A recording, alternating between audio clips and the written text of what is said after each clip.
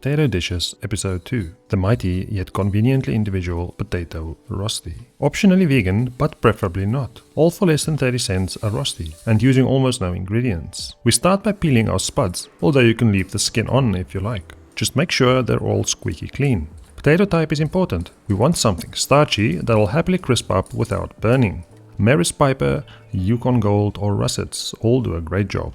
We grate these on our faithful old box grater into a bowl. Once grated, you bruise them up a touch to release some juice. Squeeze them dry and then get rid of that juice. No washing, no nothing. We need a bit of the starch so they don't fall apart. Optionally, but extremely necessary, chicken fat, to make sure it's vegan. If you're a little conservative, simply leave it out. Next, we salt and pepper it nicely and give it a good mix to combine.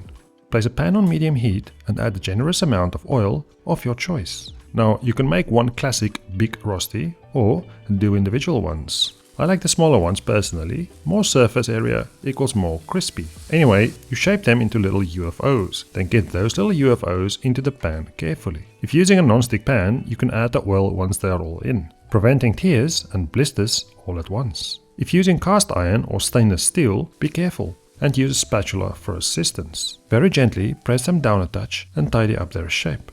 Let them form a little crust of golden joy before flipping onto the other side. You could of course use pastry rings to keep them tidy, if you have them, but most people don't, so let's move along. Once they are beautifully browned and looking good, you place them onto a tray and into a preheated oven at 180 degrees Celsius or 356 degrees Fahrenheit for 10 minutes. You can of course simply stick the pan and all into the oven, but some of you might not have oven-safe pans, so better be safe rather than a crybaby. Can you imagine your wife if you melt the pan in the oven?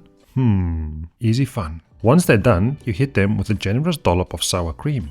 And finally, go have a nice life.